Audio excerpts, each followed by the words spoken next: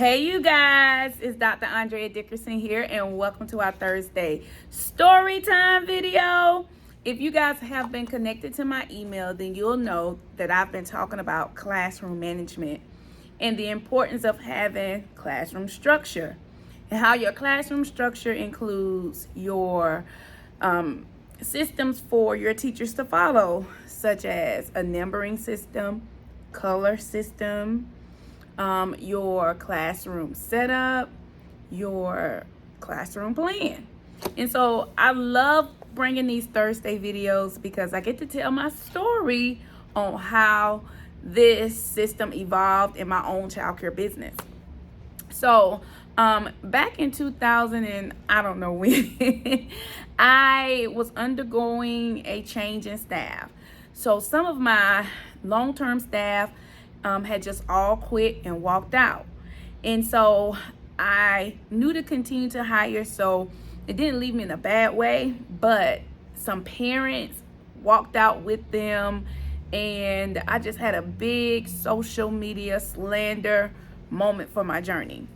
And so while I was going through that, I needed to strategize and think on what to do to solve, just having a school of multiple schools of new people, and how I was going to manage that and managing enrollment, etc.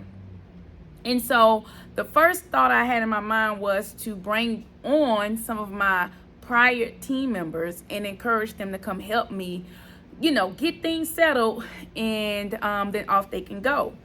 And so one of my team members came back, and she started working in the classroom. And she said something to me that was a game changer, and it just changed how I did everything in my company. And I'm going to tell you this story so that if you are in my shoes, then you can make some adjustments right away. If you are a childcare owner and you've been working with the same team for years, you may want to have somebody walk through your school with you and identify the systems that you need to have in place, because I was blinded to several classroom structure issues because I had a team that had been with me for years. And so I didn't recognize that that was even a problem until this particular employee came back to me. So this employee worked night, and she would come in about 2:30 in the afternoon and close out the classroom. And when she did, she would be working as a floater, and she would work in different rooms. Therefore, she wasn't with the students all day. And don't, forget that I'm just undergoing a whole new staff of people. So things were in a disarray in the classroom. And she came to me and honestly, she said, I don't know whose diaper belongs to who. I don't know who t-shirts belong to who, the labeling, they're not labeling, etc.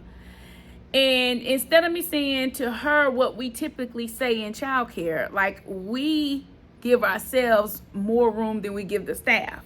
So we would say things like, well, all you had to do was ask somebody. All you had to do was call me to come and let you know whose stuff was who. But I didn't point fingers. I looked at the director, the CEO, the person in charge. I looked at me. And when I looked at me and I looked at the fact that she had a real good point, that's when I began to make some changes in my life, me, and in my business.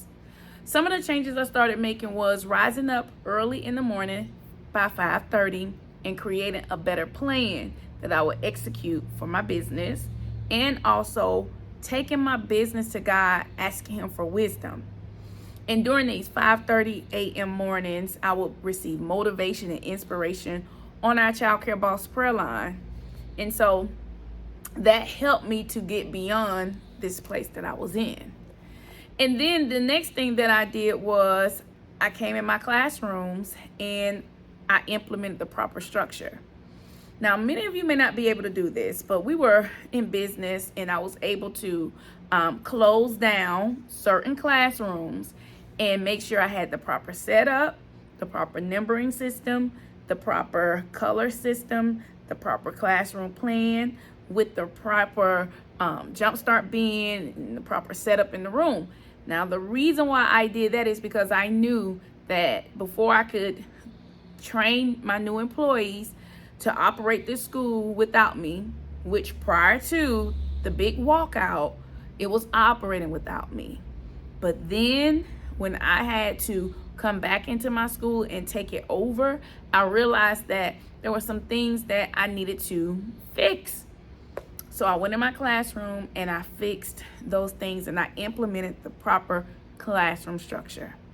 And then after that, I taught the actual systems that supported the classroom structure.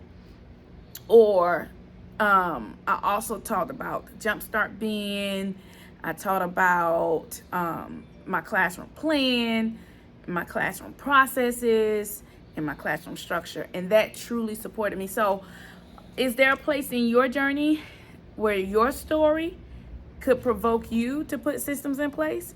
Are you at a place where maybe it's enough of telling staff what they should do and focusing in on what you could do to implement the proper structure for your classroom? So let me tell you what evolved from that, so you'll understand that there is value in implementing your proper classroom structure.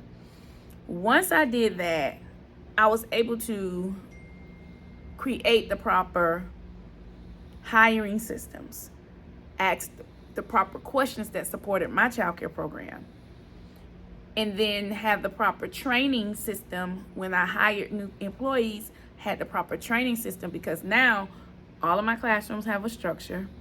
All of my classrooms have a Jumpstart Bin. All of my classrooms follow the same system, numbering system, color system, and the same classroom plan. So now I was able to teach that information to my new hires coming in, and it supported me being free from having to work in my childcare businesses every single day. So I hope that my story empowers you and it encourages you to implement systems in your business and at least try to do the childcare structure that we're teaching our students here and inside of the School of Systems. If you're interested in finding out more about how to work with me as your coach, be sure to join me for my training, learnnewsystems.com. That's where I'm going to be talking about the systems that we teach inside of our coaching program, and we love to have you. All right, until next time, you guys be blessed. Bye, you guys.